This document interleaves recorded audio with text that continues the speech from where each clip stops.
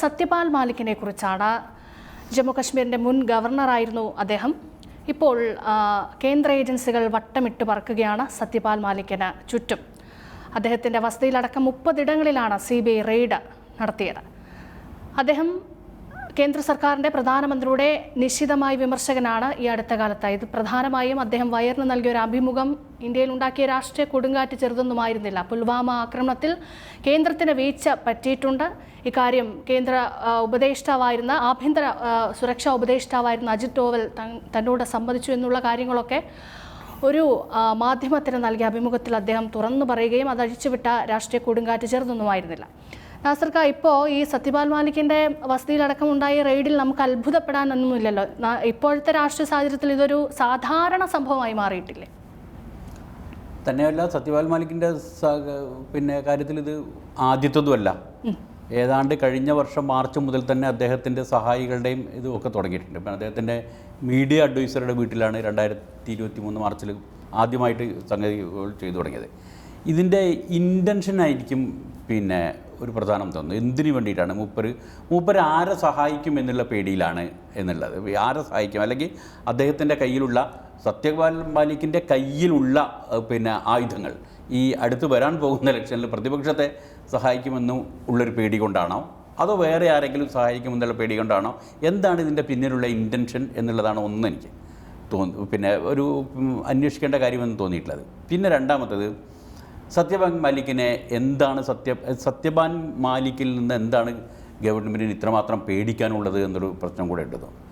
അതിലെനിക്ക് തോന്നുന്നത് സത്യപാൽ മാലിക്ക് നമ്മളുടെ ഇവിടുത്തെ ഗവർണർ എന്നൊക്കെ പറഞ്ഞ ആൾക്കാർ ഇവരൊക്കെ നല്ല സീസൺഡ് പൊളിറ്റീഷ്യൻസ് ആണ്. ഇവരിങ്ങനെ ഏതെങ്കിലും സ്ഥലത്ത് റിട്ടയർ ചെയ്തതിന് ശേഷം ഒരു ഈ ഉദ്യോഗസ്ഥ കാലങ്ങളിൽ ഇരുന്നിട്ട് ആ കാലത്ത് ചെയ്തു കൊടുത്ത ഉപകാരസ്മരണയായിട്ട് പിന്നീട് ഉദ്ദിഷ്ട കാര്യത്തിന് ഉപകാരസ്മരണ എന്ന് പറഞ്ഞിട്ട് വന്നിട്ട് പിന്നീട് ഇങ്ങനെ ഗവർണർമാരായ ആളുകളല്ല. ഇവർ ചെറുപ്പകാലത്തും രാഷ്ട്രീയം കളിക്കാനുള്ള പ്രായത്തിൽ അതിഗംഭീരമായിട്ട് കളിച്ചിട്ട് പിന്നീട് ഇതിൻ്റെ ഒരു സാധ്യതകൾ മനസ്സിലാക്കി ഇങ്ങനെ മാറി മാറി BJP-യിലേക്ക് എത്തിപ്പെട്ട കക്ഷികൾ എന്ന് മാത്രം. അപ്പോൾ എനിക്ക് തോന്നുന്നത് സത്യപാൽ മാലിക്ക് ഏതാണ്ട് 74-75 കാലത്തിലായിരിക്കും UP-യിൽ ആദ്യമായിട്ട് MLA ആയിട്ട് വരുന്നത്. ആ കാലത്ത് തന്നെ മൂപ്പര് നമ്മുടെ ഇയാളുടെ ഈ ക്രാന്തിരംഗയിലായിരുന്നു. ഈ നമ്മുടെ ചൗധരി ചരൺ സിംഗിൻ്റെ പറഞ്ഞാൽ അജയ് സിംഗിൻ്റെ ഒക്കെ അച്ഛൻ ചരൺ സിംഗ് എന്ന് പറഞ്ഞാൽ ജാട്ട് രാഷ്ട്രീയം അത് ചരൺ സിംഗ് അന്ന് ഉപയോഗിച്ചിരുന്നത് ജാട്ട് പ്ലസ് സോഷ്യലിസ്റ്റ് ഒരു സംഭവമായിരുന്നു.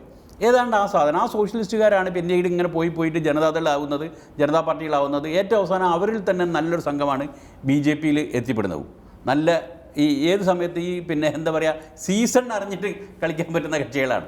അങ്ങനെ എത്തിപ്പെട്ട ഒരു കക്ഷിയാണ് ഇയാൾ. തന്നെയല്ല, ഇയാൾ ഈ ജാട്ട് ബന്ധവും കർഷക ബന്ധവും അന്നും ഇന്നും ഒരേപോലെ സൂക്ഷിക്കുന്നുണ്ട്.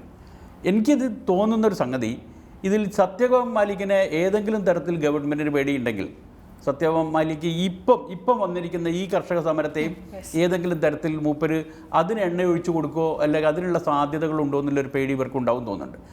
അത് ഒന്ന് നമ്മൾ ഓർക്കാനുണ്ട്. ആദ്യത്തെ ഘട്ടത്തിന് ശേഷം ഇപ്പം മൂപ്പര് ആദ്യം ജമ്മു കാശ്മീരിൽ ഗവർണറായിരിക്കെ നടത്തിയിട്ടുള്ള അഴിമതികൾ എന്ന് പറഞ്ഞിട്ടാണല്ലോ, അല്ലെങ്കിൽ അന്ന് അഴിമതികൾക്ക് സാധ്യതയുണ്ട് എന്ന് പറഞ്ഞിട്ട് അഴിമതികൾ എന്ന് പറഞ്ഞിട്ടാണ് ഇപ്പോൾ ഈ അന്വേഷണങ്ങളൊക്കെ നടക്കുന്നത്.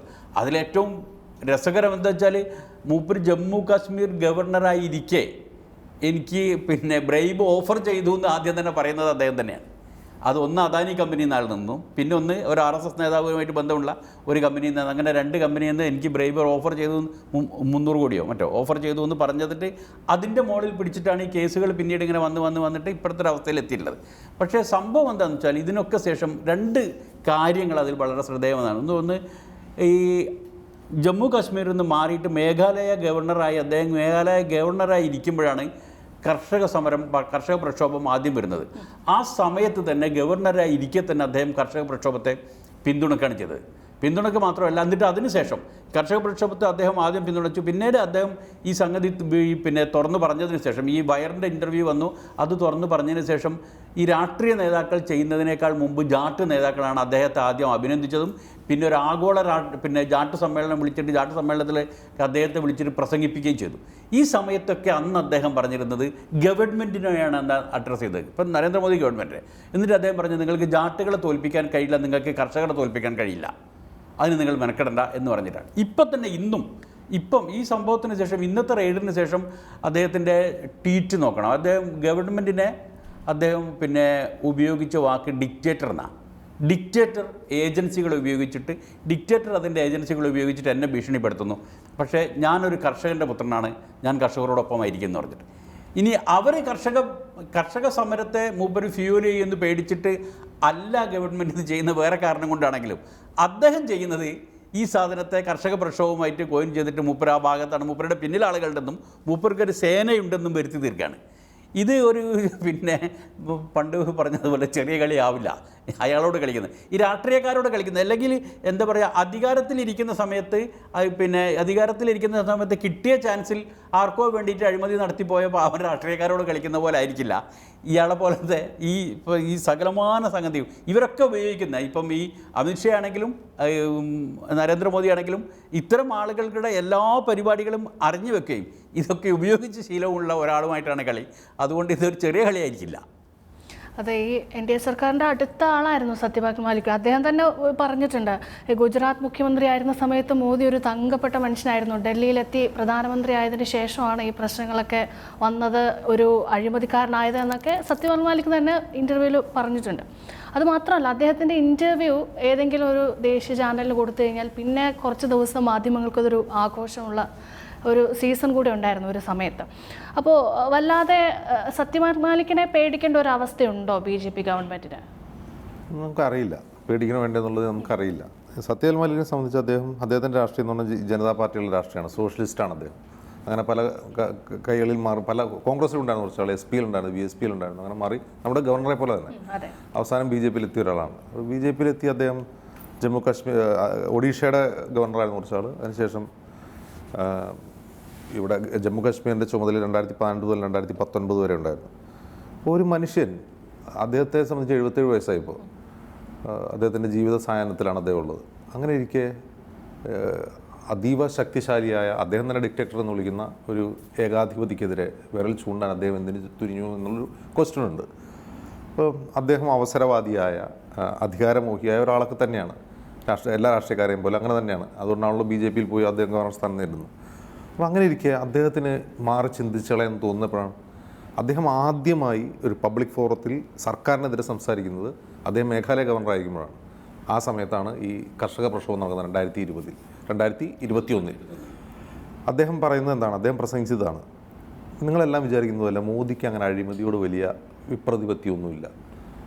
കാരണം എൻ്റെ മുമ്പിൽ ഒരു ബ്രൈബറി, ഒരാൾ എനിക്ക് കൈക്കൂലി വാഗ്ദാനം ചെയ്തു വന്നു, ഈ വിഷയം ഞാൻ പ്രധാനമന്ത്രിയുടെ മുമ്പിൽ പറഞ്ഞിട്ട് ഈ നിമിഷം വരെ, അതായത് 2018-19 നടന്ന സംഭവത്തിൽ 2021 ഒരു നടപടിയും ഉണ്ടായിട്ടില്ല എന്നാണ് അത് ആദ്യമായിട്ട് പ്രസംഗിക്കുന്നത്. അപ്പോൾ അതിൻ്റെ ഡീറ്റെയിൽസ് അദ്ദേഹം പറയുന്നത്, നാസക പറഞ്ഞ പോലെ ഒരു ജലവൈദ്യുത പദ്ധതിയുടെ ടെൻഡറുമായി ബന്ധപ്പെട്ട് 2200 കോടിയുടെ ടെൻഡറുമായിട്ട് ബന്ധപ്പെട്ട് ഒരാൾ എന്നെ സമീപിച്ചു. മറ്റൊന്നൊരു RSS നേതാവിൻ്റെ ഫയൽ പുട്ടപ്പ് ചെയ്യണം എന്ന് പറഞ്ഞുകൊണ്ടാണ് എന്നോട്, ആ RSS നേതാവിൻ്റെ പേരൊന്നും അദ്ദേഹം പറഞ്ഞില്ല, ഈ 2 ഫയൽ പുട്ടപ്പ് ചെയ്യണം എന്നോട് പറഞ്ഞു. അപ്പോൾ ഞാൻ അവരോട് കൊടുത്ത മറുപടി, ഞാൻ 5 പൈജാമയായിട്ടാണ് കശ്മീരിൽ വന്നത്, അത് മാത്രം മതി എനിക്ക് തിരിച്ചു പോകുമ്പോൾ എന്ന് ഞാൻ അവർക്ക് മറുപടി കൊടുത്തു എന്നാണ് അദ്ദേഹം ആ വേദിയിൽ പ്രസംഗിക്കുന്നത്. അപ്പോൾ ഈ ജലവൈദ്യുത കേസിലെ അഴിമതി 350 കോടിയാണ് അദ്ദേഹത്തിന് വാഗ്ദാനം ചെയ്തത്, 350 കോടി രൂപ. മറ്റൊരു ഫയൽ, ഈ RSS നേതാവുമായി ബന്ധപ്പെട്ട ഫയൽ അനിൽ അംബാനിയുടെ ഇൻഷുറൻസ് കമ്പനിയുമായി ബന്ധപ്പെട്ടതാണ്. ആ ഫയലിൽ നിന്ന് പുട്ടപ്പ് ചെയ്യണമെന്ന് പറഞ്ഞു. അതിൽ 2ലും ക്രമക്കേടുകളുണ്ടെന്ന് കരുതി ഇദ്ദേഹം വിത്ത്ഹോൾഡ് ചെയ്ത 2 ഫയലുകളായിരുന്നു. അദ്ദേഹം അവിടെ നിന്ന് പോകുന്നു. ഇപ്പോൾ ജമ്മു കാശ്മീരിൻ്റെ സംസ്ഥാന പദവി ഇല്ലാതായതിനു ശേഷം അദ്ദേഹം ഗവർണർ സ്ഥാനത്ത് നിന്ന് മാറി മേഘാലയയിലേക്ക് അദ്ദേഹത്തിന് മാറേണ്ടി വന്നു. അപ്പോഴാണ് അദ്ദേഹം ഇത് സംസാരിക്കുന്നത്. അതിനുശേഷമാണ് അദ്ദേഹം ഈ പുൽവാമ അറ്റാക്കിനെ പറ്റിയുള്ള വെളിപ്പെടുത്തൽ നടത്തുന്നത്. അതായത് ഈ വിഷയം പറഞ്ഞു, അതിലൊരു നടപടി ഉണ്ടായില്ല. പക്ഷേ ഇദ്ദേഹം ഇത് വെളിപ്പെടുത്തിയതിന് ശേഷം ജമ്മു കാശ്മീർ അഡ്മിനിസ്ട്രേഷൻ CBIക്ക് നോട്ടിഫിക്കേഷൻ കൊടുക്കുകയും അതിലൊരു കേസ് എടുക്കുകയും ചെയ്തു. ഇത് അദ്ദേഹത്തിന് കൈക്കൂലി കൊടുക്കാൻ ശ്രമിച്ചു എന്നുള്ള നിലയിൽ ഇദ്ദേഹത്തിൽ നിന്ന് മൊഴിയെടുത്തു, ഒരു സാക്ഷി എന്ന നിലയിൽ. ഈ കേസിൽ സത്യപാൽ മാലിക് സാക്ഷിയാണ്. ആ കേസും എങ്ങും ഒന്നും എത്തിയില്ല, എവിടെയും എത്തിയില്ല. ആ കേസ് അന്വേഷണം എവിടെയും പോയിട്ടില്ല. അപ്പോഴാണ് ഇദ്ദേഹം പുൽവാമ അറ്റാക്കിനെ കുറിച്ചുള്ള വളരെ സീരിയസ് ആയിട്ടുള്ള, ഒരുപക്ഷെ ആധുനിക ഇന്ത്യയിലെ ഏറ്റവും ഗുരുതരമായ ഒരു ആരോപണം ഒരു രാഷ്ട്രീയ നേതാവ് ഗവർണർ പൊസിഷനിലിരുന്ന ഒരാൾ ഉന്നയിക്കുന്നത്. അതേക്കുറിച്ച് ഒരു അന്വേഷണമില്ല, ആർക്കും അറിയില്ല. പാർലമെൻറ്റിൽ ആ വിഷയം ഉന്നയിക്കാൻ ശ്രമിച്ച എല്ലാവരും പുറത്താക്കും, ബഹളമയമാവും, ആളുകളുടെ അംഗത്വം പോവും, സസ്പെൻഡ് ചെയ്യും. ഇതിനൊരു മറുപടിയും ലഭിക്കുന്നില്ല. അങ്ങനെ ഒരു മറുപടിയും ലഭിക്കാത്ത പുൽവാമ അറ്റാക്ക് നിൽക്കുകയാണ്. നമുക്ക് മനസ്സിലാവേണ്ട ഒരു കാര്യം, 2019 BJPക്ക് വൻ ഭൂരിപക്ഷത്തിൽ ജയിക്കാൻ സാധിച്ചത് ഇതിൻ്റെ ഒരു കാരണം പുൽവാമ അറ്റാക്കും അതിനെ തുടർന്ന് മോദി സർക്കാർ നടത്തിയ സർജിക്കൽ സ്ട്രൈക്കുമാണ് എന്നെല്ലാവർക്കും അറിയാം. ഇത് 2024 2024 ഒരു പുൽവാമ ഇതുവരെ ഉണ്ടായിട്ടില്ല.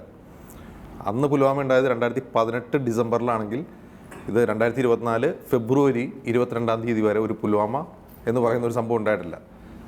ഒരു പുൽവാമ അനിവാര്യമാണോ ഈ 2024 തെരഞ്ഞെടുപ്പിൽ എന്ന കാര്യത്തിൽ പോലും നമുക്ക് ആശയക്കുഴപ്പമുണ്ട്. കാരണം ഒരു വശത്ത് രാമക്ഷേത്രം നിർമ്മിച്ചതാണ്, ഞങ്ങൾ രാമക്ഷേത്രം നിർമ്മിച്ചു, ഇനി 2025 ഞങ്ങൾ അത് ചെയ്യാൻ പോവാണ്, ഇനി 2025 മുതൽ ഇത് രാമരാജ്യമാണെന്നൊക്കെ പറയുന്നുണ്ടെങ്കിൽ പോലും അതാണോ BJPക്ക് വോട്ട് കിട്ടുക, അതല്ല ഇനി അനന്തർ പുൽവാമ ആവശ്യമാണെന്ന് നമുക്കറിയില്ല. എന്ന് മാത്രമല്ല, സത്യപാൽ മാലിക് കഴിഞ്ഞ വർഷം ലാസ്റ്റ് പറഞ്ഞത് എന്താണ്, ഇനി ലോക്സഭാ തെരഞ്ഞെടുപ്പ് കഴിയുന്നതുവരെ നമ്മളെല്ലാം കണ്ണിൽ എണ്ണയൊഴിച്ച് കാത്തിരിക്കണം, മറ്റൊരു പുൽവാമ പോലൊരു സംഭവം ഉണ്ടാകാൻ സാധ്യതയുണ്ട്. ഒരുപക്ഷെ രാമക്ഷേത്രത്തിൽ പോലും ഒരു ഭീകരാക്രമണം ഉണ്ടായാൽ, സ്ഫോടനമോ ഭീകരാക്രമണം ഉണ്ടായാൽ അത്ഭുതപ്പെടേണ്ടതില്ല എന്നും അദ്ദേഹം പറയുന്നുണ്ട്. അപ്പോൾ ഇത്രയും ക്രിട്ടിക്കലായി, ഒരുപക്ഷെ രാഹുൽ ഗാന്ധി പോലും ഇങ്ങനെ മോദി സർക്കാരിനെതിരെ വിമർശനം ഉന്നയിക്കുന്നില്ല. അങ്ങനെ ഒരു മനുഷ്യൻ, 77 വയസ്സായ ഒരു മനുഷ്യൻ ലോക്സഭാ തെരഞ്ഞെടുപ്പ് വരാനിരിക്കെ ജീവിച്ചിരിക്കുന്നു എന്നുള്ളത് തന്നെ സർക്കാരിനെ അലോസരപ്പെടുത്തുന്നതാണ്. അപ്പോൾ തീർച്ചയായിട്ടും ആ കേസിൽ സാക്ഷി മാത്രമായ ഒരാളുടെ വീട്ടിൽ എന്തിന് CBI റെയ്ഡ് ചെയ്യുന്നു എന്നൊരു ചോദ്യം പോലും ആരും ഉന്നയിക്കുന്നില്ല. ഒരു സാക്ഷിയാണ്, അയാളാണ് പരാതിക്കാരൻ. എനിക്ക് കൈക്കൂലി നൽകാൻ ശ്രമിച്ചു എന്ന് അയാൾ പരാതി കൊടുത്തിട്ട് അയാളുടെ വീട്ടിൽ പോയിട്ട് റെയ്ഡ് നടത്തുക, അയാളുടെ പ്രസ് സെക്രട്ടറിയുടെ വീട്ടിൽ റെയ്ഡ് നടത്തുക പറഞ്ഞാൽ എന്താണ് പറയുക, ദ ഗവൺമെൻറ് ഗോയിങ് ക്രേസി എന്ന് പറയാം. അവർക്ക് എന്താ ചെയ്യേണ്ടതെന്ന് അറിയില്ല, അങ്ങനെയാണല്ലോ ചെയ്യുന്നത്. എന്താ ചെയ്യേണ്ടതെന്ന് അറിയില്ല. ഒരു വശത്ത് കർഷകർ അവിടെ കൂട്ടം കൂടി നിൽക്കുന്നു, മറുവശത്ത് സത്യപാൽ മാലിക് ഇരിക്കുന്നു, ഇലക്ഷൻ വരാൻ പോകുന്നു.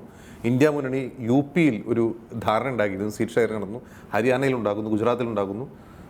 എല്ലായിടത്തും ആ ഇന്ത്യ മുന്നണിയെ തകർക്കാൻ ശ്രമിച്ചിട്ടും അവർ എന്ത് ചെയ്യുന്നു, അവർ സീറ്റ് ഷെയറിംഗ് ഒക്കെ ആയിട്ട് മുന്നോട്ട് പോകുന്നു എന്നുള്ളത് തീർച്ചയായിട്ടും സർക്കാരിനെ ആലോചനപ്പെടുത്തുന്നുണ്ടാവും.